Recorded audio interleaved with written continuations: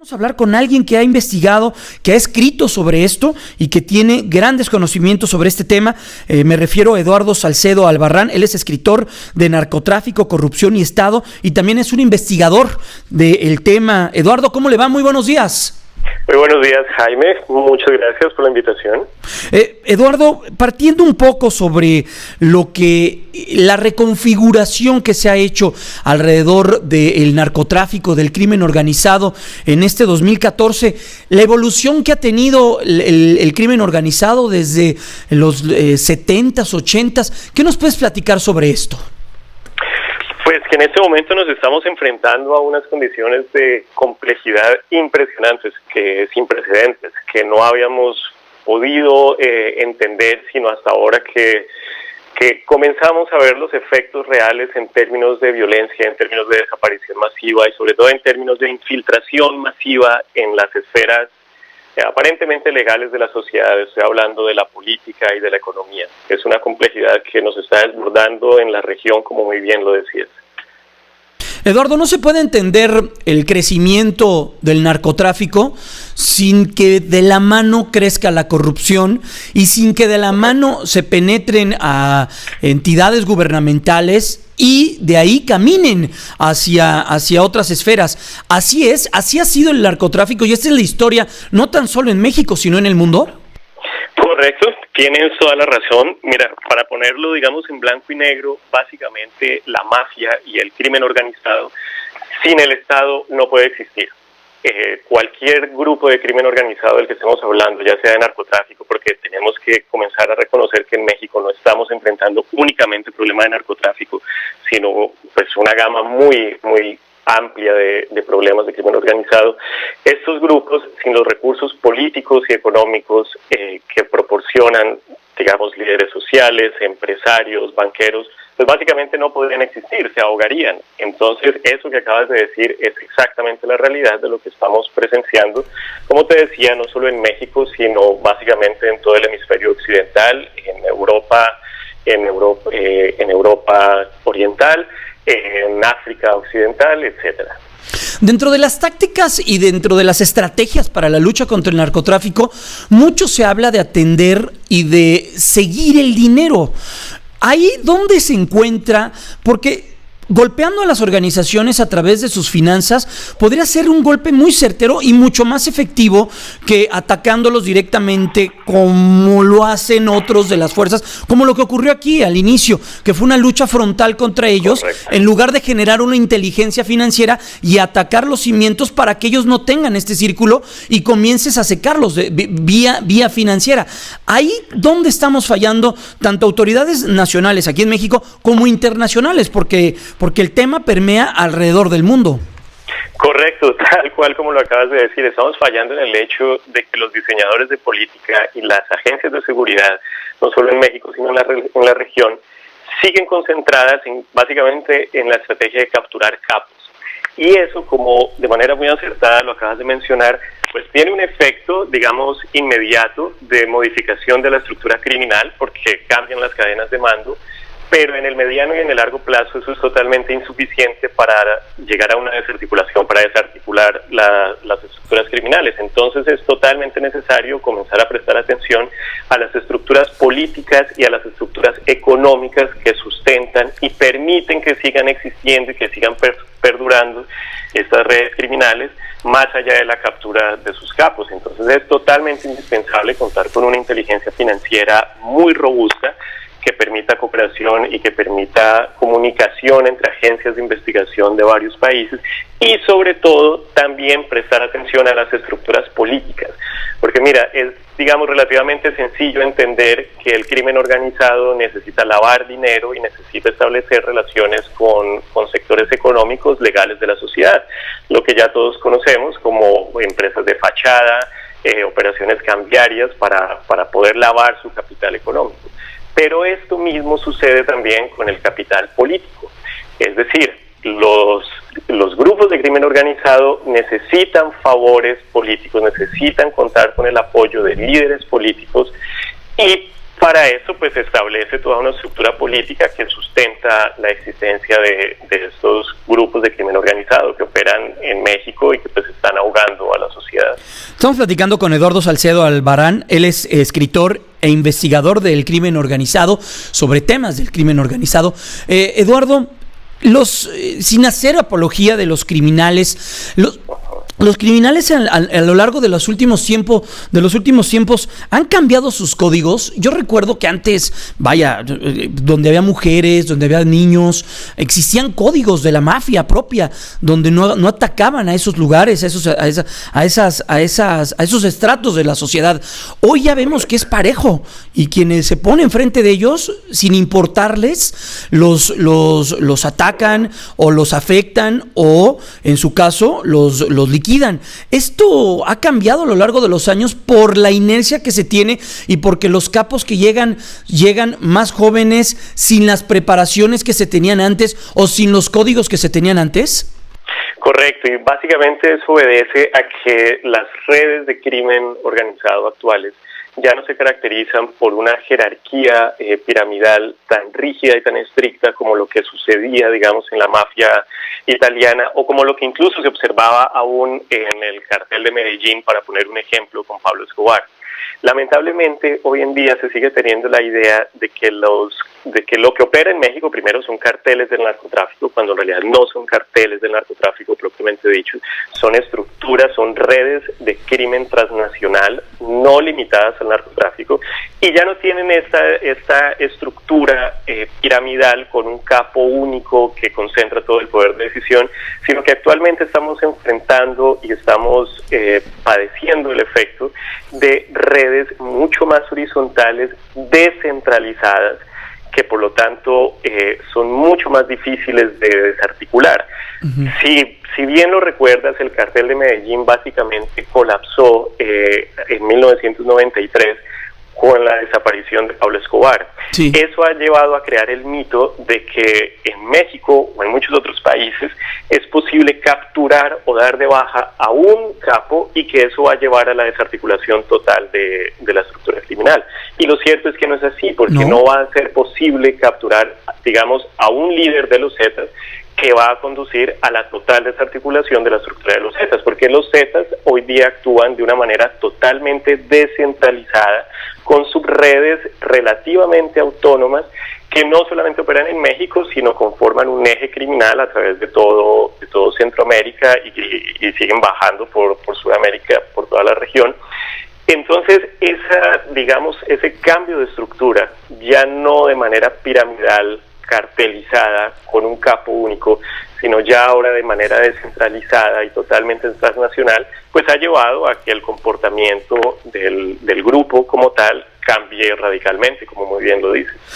Ahora el crimen, lo que conocemos como narcotráfico, como tú también bien lo comentas, se diversifica. Ellos han diversificado en crimen organizado, en trata de personas, tráfico de personas, piratería, extorsión, secuestro. La autoridad tiene ante sí un reto muy, muy, muy grande. ¿Esto ocurrió también en Colombia? Sí y no, es decir, ha ocurrido en los años recientes, pero no al nivel de complejidad que se vive hoy en México. Lamentablemente, aún, como te decía, se sigue hablando en espacios de opinión, y aún más grave, se sigue hablando por parte de los diseñadores y ejecutores de política pública en seguridad, se sigue hablando de carteles del narcotráfico, y eso en realidad es una hipersimplificación, es casi una caricatura de la real complejidad que se vive en México. Como te decía, primero ya no estamos hablando de carteles, no estamos enfrentando esas estructuras piramidales rígidas que digamos se observaron en Colombia durante los años 80 y 90. Ahora estamos hablando de unas redes muchísimo más complejas que vinculan de manera masiva a funcionarios públicos y a actores del sector privado, y ya no estamos hablando, como muy bien lo dices, de narcotráfico únicamente, sino de una amplísima cantidad de delitos que van desde el tráfico de personas hasta el tráfico de hidrocarburos, hasta la explotación mineral, en fin, extorsiones, cobro por derecho de piso, en fin. Entonces, seguir hablando de carteles del narcotráfico nos lleva a esa idea errónea de que en México se va a poder lograr lo que Colombia logró en 1993 con el cartel de Medellín, pero eso implica desconocer la complejidad actual y desconocer que, por ejemplo, en Colombia a pesar de que se logró desarticular el cartel de Medellín, el proceso de evolución del crimen continuó y otros grupos que vinieron después, específicamente, por ejemplo, las autodefensas, fueron, digamos, el grupo que tomó el negocio del narcotráfico e infiltró y cooptó. Previo a esto, perdón, ¿salen los Pepes también o salen a la par? Exactamente, salen a la par. Digamos, los Pepes es este grupo entre el cartel de Cali y los orígenes de las Autodefensas Unidas de Colombia que se conformó para enfrentar a Pablo Escobar. Perfecto. Luego de que se logra desarticular el cartel de Medellín, queda el negocio del narcotráfico disponible y son estos grupos de autodefensa los que toman las banderas del narcotráfico y al punto de que logran no solo consolidar el narcotráfico, sino que a principios de este siglo, en el año 2002, logran infiltrar de manera masiva el Congreso de la República de Colombia, al punto de que casi la mitad del Congreso hoy se ha comprobado que firmó pactos, no solamente celebró de palabra pactos, sino que incluso firmó pactos con estos líderes, con estos comandantes del narco paramilitar. O sea, ahí hay un ingrediente de narcopolítica. Exactamente, de manera masiva, no solamente a nivel local, con alcaldes y con gobernadores y legisladores locales, sino incluso a nivel nacional, con el Congreso de la República y con el jefe, con el director de la Agencia de Inteligencia del Estado colombiano, que en ese momento se llamaba el DAS, el Departamento Administrativo de Seguridad, que trabajaba muy cercano con un comandante narcoparamilitar, Jorge Prenta. Entonces, fíjate que en Colombia también se ha vivido en los años, digamos, recientes, todo este proceso de infiltración y de cooptación masiva entre líderes políticos, movimiento social, actores del sector privado, porque todo eso estuvo financiado por empresarios, ganaderos y cultivadores, y los grupos estrictamente criminales. Eduardo, ¿qué papel juegan y qué papel jugó en ese momento y a hoy en día los grupos guerrilleros, los grupos subversivos, los grupos armados que están en contra del gobierno? Porque también tengo entendido que se unen y se apropian también de buena parte de la lucha, bueno, de lo que está generándose alrededor del narcotráfico, y estos grupos en un tema de oportunismo también se insertan dentro de esto, ¿no? Correcto, exactamente. Algo interesante del narcotráfico es que, teniendo en cuenta la cantidad de recursos y de utilidades económicas que genera, sirve de catalizador, digamos, permite centralizar a todos los grupos de crimen organizado que están operando en un país o en una región específica. Al punto que actualmente en Colombia, actualmente en la zona de la costa pacífica, encuentras sin mayor problema colaboración entre miembros de las FARC o grupos de las FARC trabajando con quienes eran en algún punto sus opositores ideológicos, es decir, los anteriores miembros de grupos paramilitares, conformando unas estructuras que actualmente en Colombia se conocen como bandas criminales. El Estado colombiano las llama BACRIM, que son, digamos, microcarteles, en el sentido de que no logran dominar todo el negocio del narcotráfico, pero que siguen siendo unas estructuras bastante complejas, de nuevo, con forma de redes, como te comentaba anteriormente. Entonces, el narcotráfico ha servido, como muy bien lo dices, para catalizar y para centralizar a todo tipo de actores criminales en la región, y en México, pues obviamente no es la excepción, como muy bien lo sabemos. Estamos platicando con Eduardo Salcedo Albarrán, él es escritor e investigador de crimen organizado. Eduardo, importante también lo que sucede a nivel regional. Nosotros vemos y lo vivimos a flor de piel lo que está sucediendo aquí en México, pero hay países en Centroamérica como Honduras, Guatemala, El Salvador, que vaya que están sufriendo el flagelo del narcotráfico, la trata de personas, el crimen organizado, con instituciones debilitadas, porque siendo honestos, lo que está sucediendo ahí con el Estado también es una prueba de fuego, lo que están viviendo estos tres países, en particular Costa Rica en menor medida, pero también porque sus instituciones se están poniendo a prueba, ¿no? Exacto, muy bien, como lo acabas de decir, estamos inmersos prácticamente en un círculo vicioso entre instituciones que ya venían debilitadas y que ahora han quedado expuestas ante el poder corruptor masivo del narcotráfico, y que por lo tanto ha permitido la aparición y la participación de muchísimas más estructuras criminales que de nuevo siguen debilitando y siguen colapsando las instituciones que ya estaban débiles. Entonces, por eso tenemos entre las regiones más peligrosas del mundo en términos de homicidios, por ejemplo, las tenemos en Centroamérica, en Honduras, y El Salvador. Entonces la región en efecto está sufriendo unos ataques realmente colapsadores que muchas veces no logramos entender. En términos de la política y de global y geoestratégicos, uno tiende a pensar que el Oriente Medio o en África están los lugares más convulsionados, y no es así. Los tenemos acá en Centroamérica. Claro, los tenemos muy cerca, y para muestra basta un botón con lo que está sucediendo en estos días allá en Centroamérica. Exacto. El tema, Eduardo, de la legalización. Lo que vemos en Estados Unidos, esta guerra frontal que se le da al narcotráfico alrededor de ya varios presidentes, y que es una lucha que vemos que no tiene ni pies ni cabeza en buena parte de la propia Unión Americana. Lo que vemos en ciudades y en estados donde se comienzan a legalizar el uso medicinal en una primera etapa, pero en una segunda etapa como recreativo de la marihuana, cuando unos países son los que están poniendo los muertos, la sangre, y en Estados Unidos, que es el principal consumidor de drogas a nivel mundial, vemos que caminan y que están ya poniendo la rueda a girar en el tema de la legalización. ¿No es el mundo al revés? ¿No estamos en rutas separadas? ¿No debemos de juntar esto? Correcto, Jaime. En efecto es necesario que se coordinen esos esfuerzos. Lo positivo es que actualmente hay líderes de opinión y líderes incluso políticos de varios países de la región hemisférica, no solamente de Estados Unidos, sino en Sudamérica. Tenemos el ejemplo de Uruguay, que se ha movido a dinamizar esta discusión. Incluso en Colombia, el presidente Santos,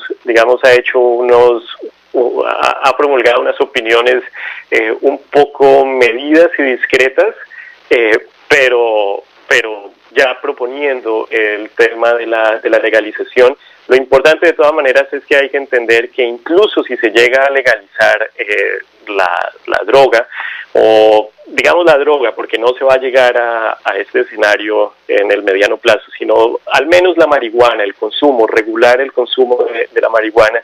Incluso en estos casos, las estructuras criminales, especialmente las que operan a través de México actualmente, han logrado un poder corruptor y un poder operativo tan fuerte y tan masivo que no necesariamente desaparecerían, porque ya han podido consolidar negocios alrededor de la explotación de minerales que se van a China, o por ejemplo los Zetas robando condensado de hidrocarburos en México a Pemex y vendiéndolo en Estados Unidos. Entonces ya hay una serie de negocios que les permiten seguir existiendo. Lo que hacía la propia familia michoacana y la excisión esta que se hizo con los caballeros templarios, como bien lo comentas, buques llenos de minerales que iban dirigidos a China.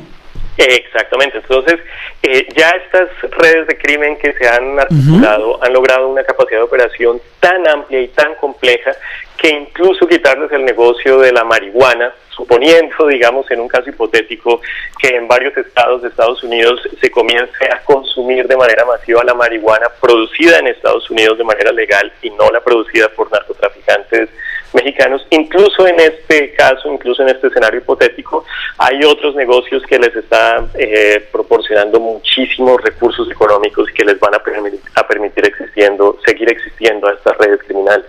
Eduardo, por último, la comercialización, como bien lo comentas, leía un artículo hace unas semanas sobre la importancia que tiene las rutas marítimas y cómo también el narcotráfico se hace de estas rutas marítimas de la mano de algunos países que les otorgan banderas libres para poder circular en estas rutas, y a través de estas, más del 70-80% de las mercancías se mueve a través de barco alrededor del mundo, pues la manera más sencilla y la más económica de hacerlo, y la mejor por el volumen de la cantidad de mercancías que se mueven alrededor del mundo, y cómo el narcotráfico ya se hace de estas rutas también.